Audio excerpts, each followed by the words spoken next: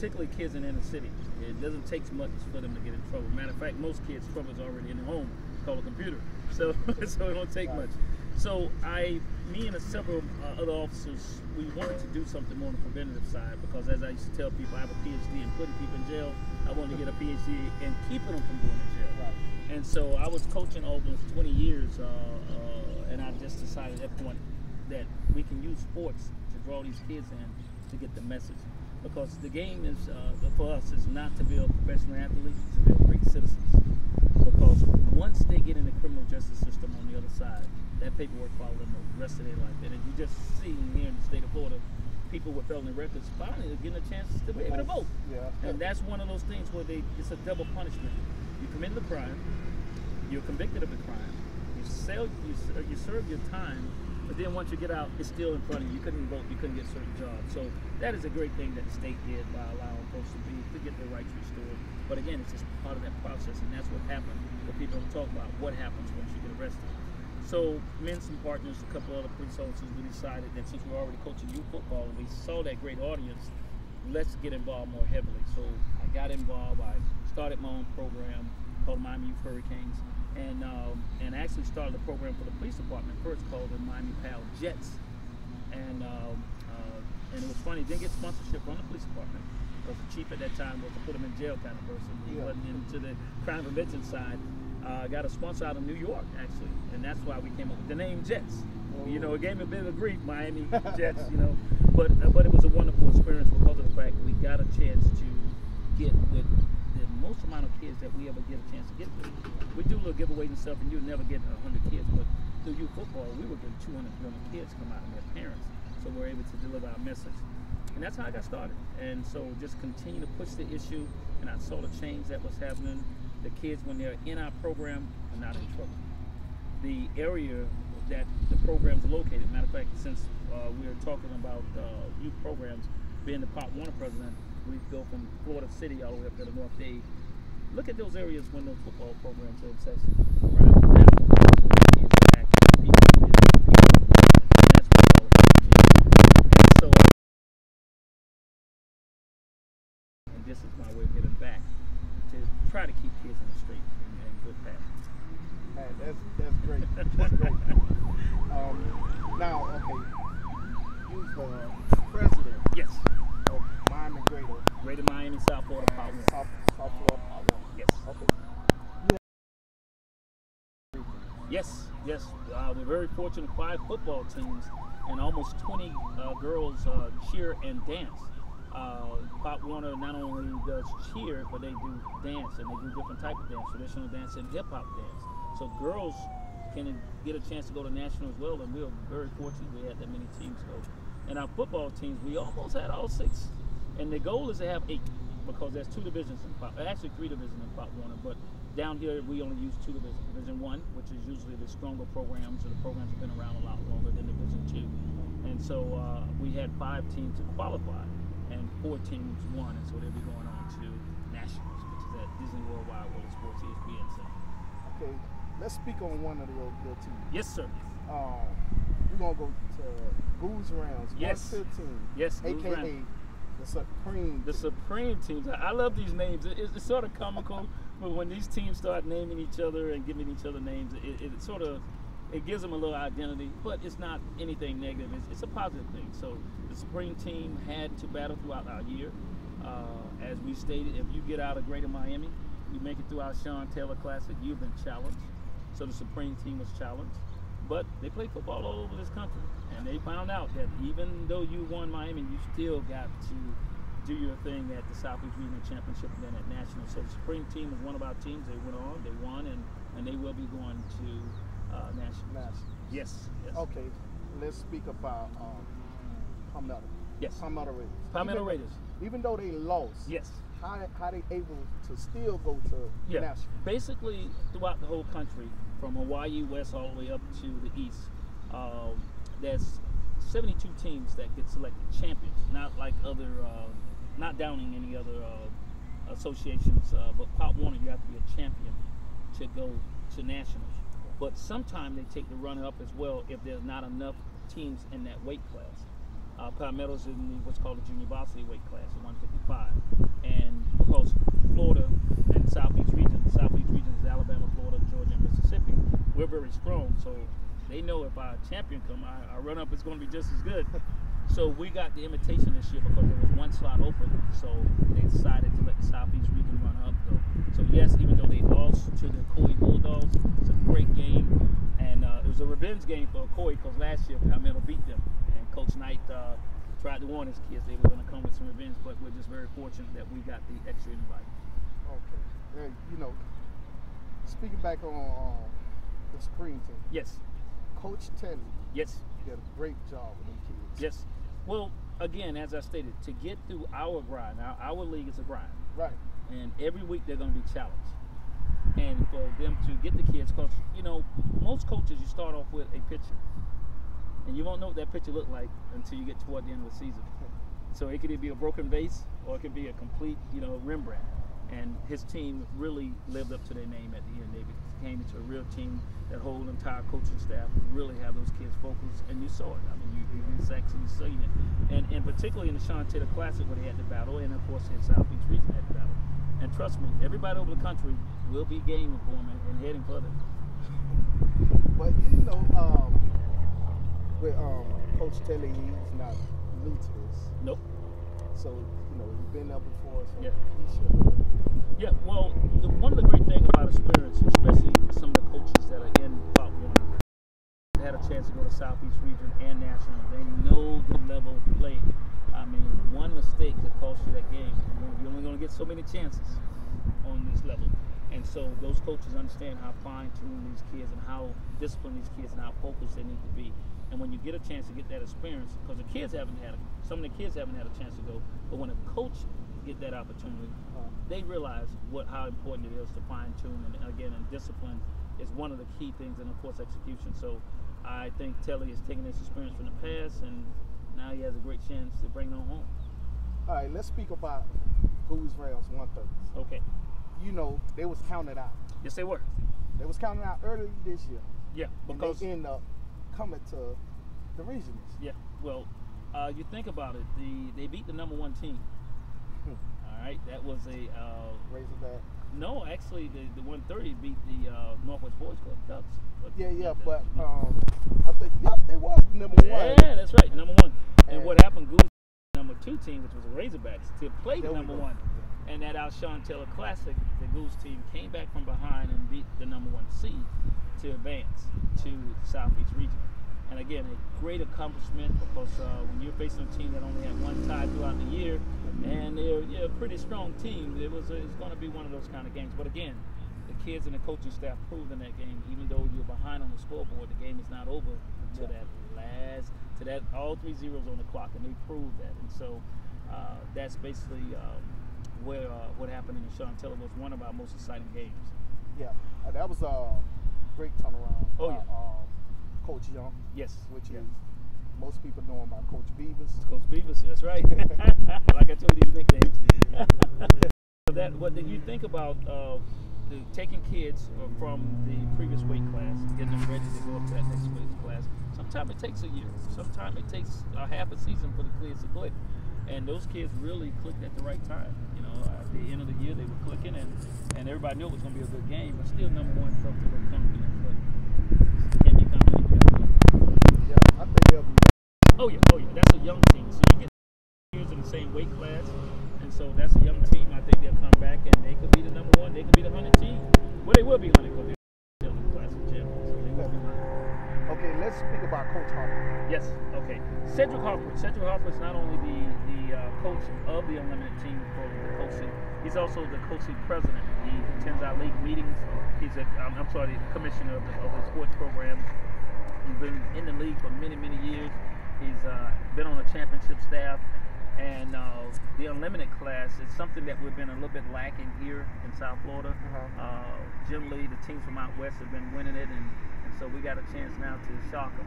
We had a couple of teams that have tried, but just couldn't get past them at nationals.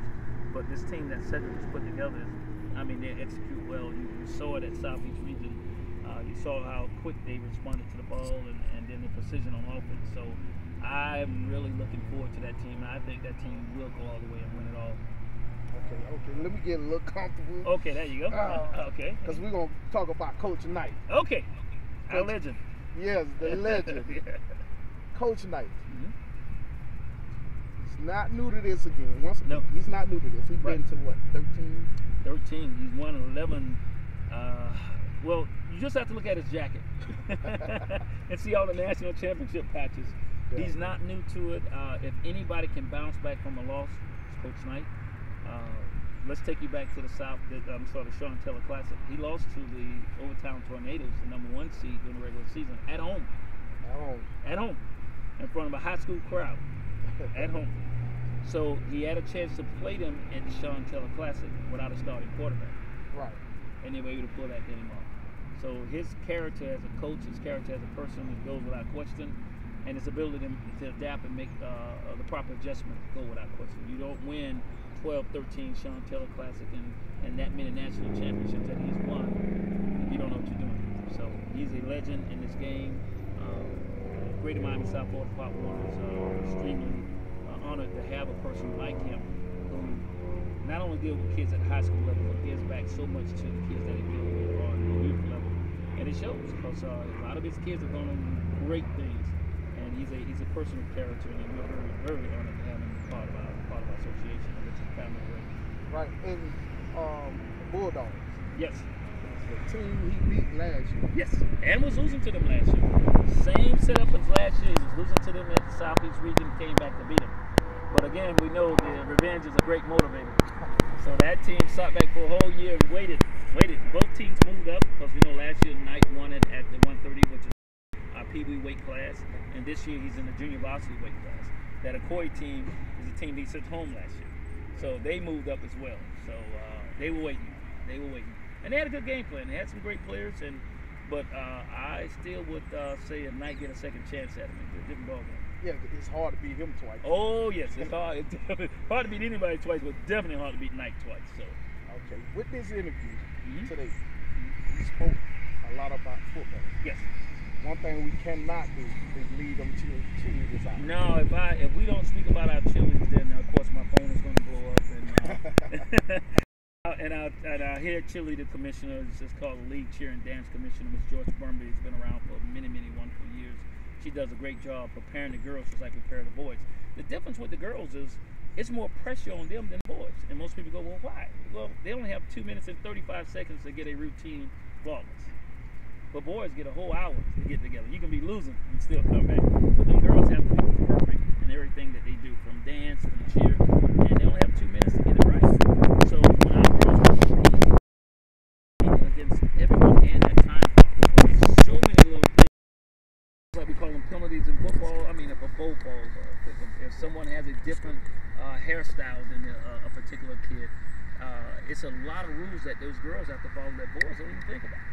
We just have to worry about the officials, certain penalties, but those girls have a lot of things that can, 1 point can make a difference between you winning and moving forward, or you losing and staying home.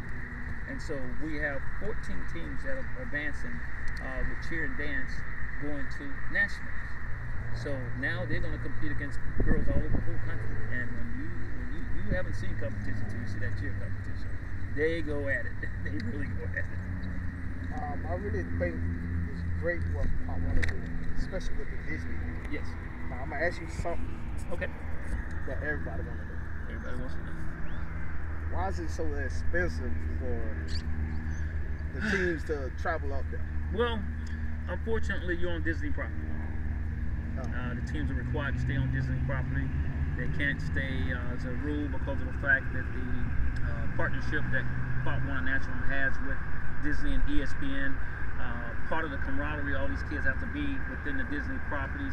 They do things together, they have events together. Plus these kids get a chance to meet kids from Hawaii, New York, Chicago, Texas, Arizona. They get a chance to intermingle. And unlike you and I in our days, you had to write letters. Now these kids can change phone numbers, you know. Exactly. And these kids wind up being great college roommates and friends throughout years over what they met each other at a Pop Warner Championship. So part of that is great that they have to be in the same complex to get a chance to see each other. The expense is definitely high. I wish that if I had my way about it, they would need to cut that down a little bit, because we do have teams coming from some financially challenged areas. Yeah. Now, one of the things that I've been able to do since I took over as president 6 years ago, had a long talk with some coaches and some members, and they were concerned, same thing you're concerned. And the one question they asked, why isn't the league doing more to support the teams?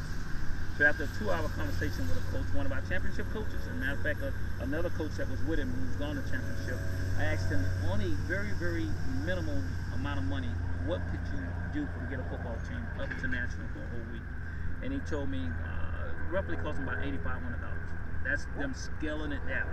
That's not using the buses, because everybody want to use the buses. Everybody want to use a few other services that are niceties. But he said if he just take vans, 4 vans, he can get his team up there for $8,500.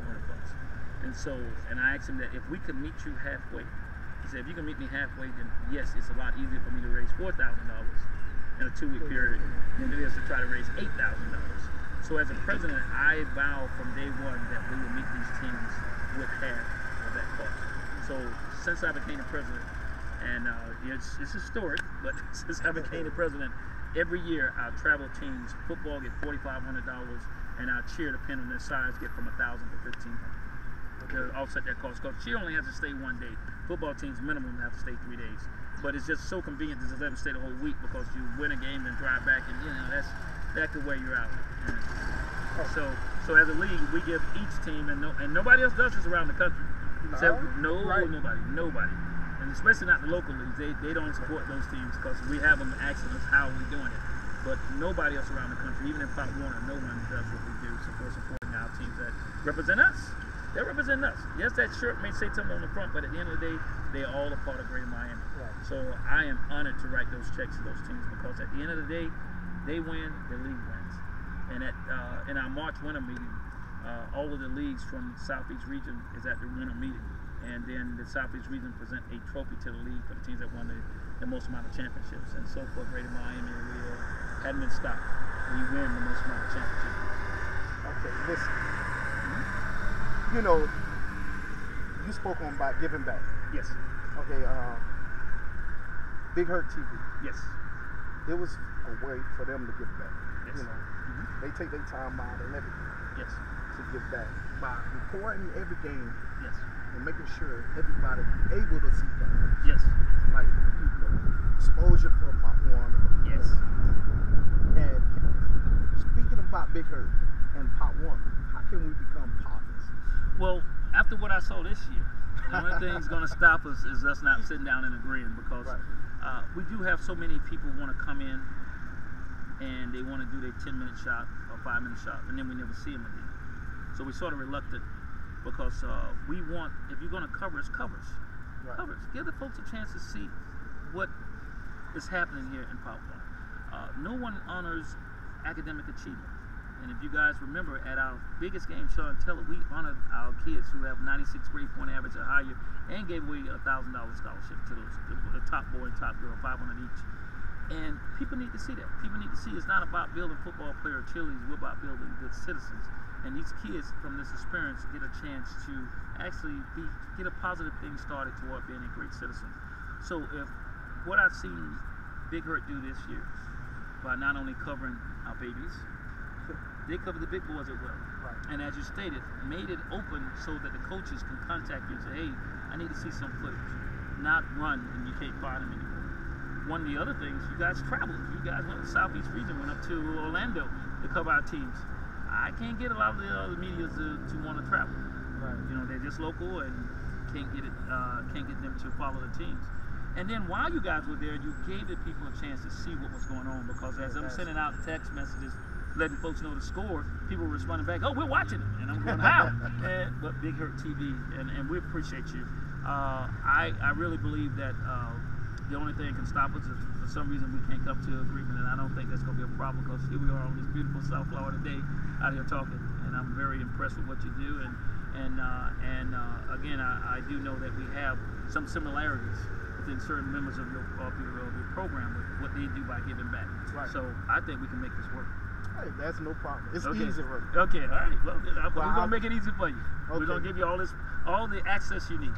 all the access you need. Because I think you guys need to see everything. You need to come to one of our league meetings, see how that goes, how rules are being applied, how people have to agree. And you'll see sometimes we all don't agree, but at the end of the day, we leave out that meeting as Greater Miami South Florida. And then how we have to portray what national sends down to us, to our associations, and make sure everybody's on the same page. Because trust me, when we go to nationals, everybody knows Greater Miami, the teams have been challenged. We're going to abide by the rules, and we're going to make sure that we are able to abide by the rules. Because there's a lot of rules, but guess what? We don't have a problem with following. Hey, rules is rules. That's right. Hey, listen, I like to thank you for your time, Mr. McQueen. Yes. And really appreciate you answering all the questions. So, Big Hurt TV is going live. So, that's you. Okay. And this is me. All right. We live. Yes. You answer every question. Well, you didn't ask me one question. We ran into each other a few weeks ago, a couple of days ago. No, it was a couple of weeks ago. And you asked me about what would be the next challenge for Pop Warner. And one of the things that we hope that we could go unlimited for our travel teams. Oh yeah. Yeah, see, I figured I thought you was gonna get me just before I get in the parking lot with Nah, listen, because I want to make Pop Warner again. Yeah, well, we are great. Our numbers are not as big as what, but we're still great because you can see our football. Let's just not too many teams. They say they want to challenge, but they really don't. You call it greater for a reason. That's right. But let's go beyond it. Okay. Hey, spectacular. Whatever we have to do. We here in South Florida is the only place in the country that's surrounded by 6 other leagues. Some of them have great gimmicks, but that's all they are, just gimmicks. Gimmicks, that's it. And I mean, from giving out rings to 5-year-olds that to me still don't make any sense. but you know, it's not like they're gold rings or silver rings. It's just little rings, but they use little gimmicks like that to try to attract people. And one of the things that 4 of these organizations were part of Pop Warner, and they broke off to start their own leagues. But everything they do is similar to us, except for 1 or 2 things they change. They don't have national affiliation, which we do. They don't have national rule books, which we do. We have. Let's not forget the academic part. Oh no, that was going to be number 1. Academics with us is vital. I mean, let's be honest. We got too many examples, particularly in the Black and Latin community, where we got athletes who can't read, who got was able to pass through college without reading. We don't need that anymore. We don't. You know what? If I had my way about it, we don't need kids playing football no more. Let them be the owners of the team. Right. Let's build them to be the owners of the team, because most people think, well, the football player is rich. No, the guy that's writing the check to that football player is really rich. Yeah. So we definitely want folks to understand that academics with us count first. If Johnny or Mary can't read, then they shouldn't be participating. Let's get them reading up the first way. And so we continue to push our standards. And believe it or not, a C average is easy for these kids. And trust me, when you tell these kids that they're not going to participate, they go way beyond that C. They're hitting B's and A's like they should, because they are smart, and we know they're smart. So that's one of the major differences. Secondly, the weight, because Pop Warner believes that kids should be equal age and equal weight. Okay. All right. Some of the local leagues here, they do unlimited weight. And it has its value, but again, you're only talking about 3 or 4 kids per team. Because when you look at most of these teams that are unlimited, all the kids are the same weight, except they have 1 or 2 large-sized kids. Right. They don't have a whole team of large-sized kids. Because even when you saw the eliminated game this weekend, you saw there was a couple of kids on there that was large, but everybody else was probably the same, about 180 pounds. So the same thing here locally. I am disturbed that they let 7- and 8-year-olds play unlimited ball. That's, to me, it's really dangerous as far as I'm concerned, because you have these babies who are the same weight, and then all of a sudden you have 1 kid that's just destroying the whole team. So you change your league for 1 kid versus the benefit of everybody. So, but if we do, we have put the request in for our travel teams, that's teams that travel all the way up to Disney, to become unlimited. And if that happens, look out. Hey, that started at 115, right? 115, yes. Unlimited. Unlimited. If we get that approved, look out. Then you're gonna need an extra camera crew. Does that go on the voting, or? Well, yeah, it has to go through Pop Warner National. And what happens, again, because we're national, there's 8 regions. We're part of Southeast region, which is Alabama, Georgia, and Mississippi. There's 8 regions throughout the country, and we have to get a majority vote of those other 8 regions to say, yes, it's a great idea. California is seeing some of this. Texas is seeing some of this with unlimited ball. But there's other part of the country, like maybe New York and Maine and places like that, and Hawaii, they don't have this issue. There's only 1 team, there's only Pop Warner.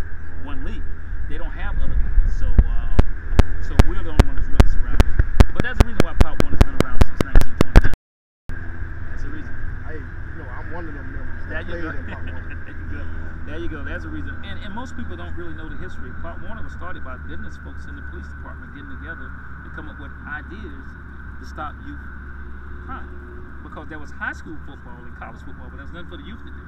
And what were the youth doing in 1929? Breaking in windows, vandalizing buildings. So they said, let's do something to get these kids involved. And that's how I got started. Oh, well, I never knew that. Yeah. Because all I knew about law enforcement and police department was the PAL. Right. No, that's a long time. I don't know what happened to the PALs. Well, PALs, unfortunately, down here didn't catch on the way they are in other places. You can go to New York, you can go to Chicago, and that's all kids went to. They went to the PAL centers. Here, people go to the local parks and things of that nature, because PAL, like I stated before, sometimes it's on the departments to push it and to promote it and to draw people in. And sometimes you get a chief that is more concerned about putting people in jail than the preventative side of the house. So, of course, the community relations side is going to suffer. Then you get those other chiefs who are big in both and say, hey, we have to push it. Matter of fact, Jacksonville has a great PAL. It's huge. Tampa also has a huge PAL. They got centers similar to what we at, like a park, like it's just loaded with kids. And that's what needs to happen. The PAL programs need to become larger than anything here. Because, again, we get kids to interact with police officers, interact with law enforcement in general, from correction to probation, all of them. We get our kids to interact because we do need people to replace us in these jobs. And we don't ever want to go back to a time when there's no minorities, women, and women and men of different races in law enforcement. We never want to go back to that again. We need these kids, but they need to be exposed to it and realize that it's not nothing to run from. Some people know me as Coach McQueen, some people know me as Major McQueen, but they saw me in both. So we do need the PAL departments to step up, become as large as they can, but it has to start from the police departments and those county that they represent need to really support it and push it out, because it is a life changer. Because our motto with Miami PAL was simple: fill in parks, not jails. Okay, last question. Sure. Will we be seeing the Jets anytime soon? Nah, I don't think so. We'll see.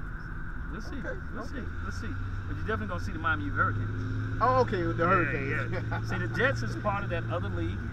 They're in another local league, and I guess they're happy in the local league because competing on a national standard, you got to be able to compete on a national standard. Right. But the Miami Hurricanes, you will see. Hey, listen, you heard this from me. Yeah. And it's just from me. Okay. I'm not saying you saying it or nothing. Okay. But the other leagues is so. Yes. Well, I put it this way.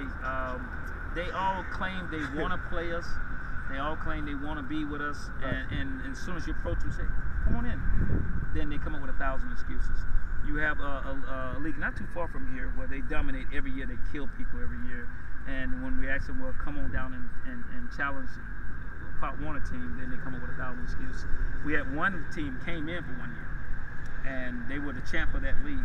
And I advised them to come in Division II and work their way to Division I. But that president adamantly argued with me, said, no, we're Division I material. After starting off 0-5, and the next year they were gone. And then you ask them why you left. Oh, well, so yeah, because I told you you're going to get challenged every week. No one's going to have an easy day for you. But if they really want the challenge, if you really want to compete on a national level, it's only one place to be. Pop Warner. That's it. That's it. Pop Warner, yes. That's it. You ever heard of the Chosen One? Yes. You got the Chosen. Like I told you, I just love these names. You have the Chosen One, the Money Cream Team, Mass Off Team. They have all these creative names, and I love it because of the fact it gives the team some creativity. It's just like if you look at college, University of Miami was suffering, but when they brought over that turnover chain.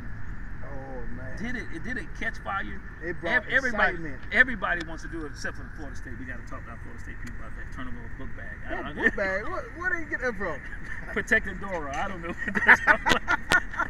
But I know University of Miami the bag this year. Yeah. But that brought such an excitement to those kids, and that's what happened with these names, because a lot of these kids said, "Wait a minute, we're Mass Off. Yeah. We're the Supreme Team. We're the Chosen One." And right away, that gives them that extra bit of motivation. And trust me, if the pro teams right now could mark what University of Miami did, you would see pro teams with some kind of turnover model. Because it would definitely heighten up the game. So trust me, I love it. I think that the focus is there. And it's not to demean anybody. It's just giving these kids just something that related to them. You made the Chosen One team. You made the Nassau team. You made the Money team. And so it's just, I just think it's just great. And anything we can do to keep these kids in our midst and out from these streets, because again, there's some unlicensed pharmaceutical distributors out there who love to grab these kids. And most people say, well, what's an unlicensed pharmaceutical distributor? They are the poison of our neighborhoods. Yes. They kill our neighborhoods. They kill these kids' future because they recruit them, and once these kids get caught, then they forget about it. So it's our job to keep them here, keep them away from those folks, because they mean these kids in the community no good.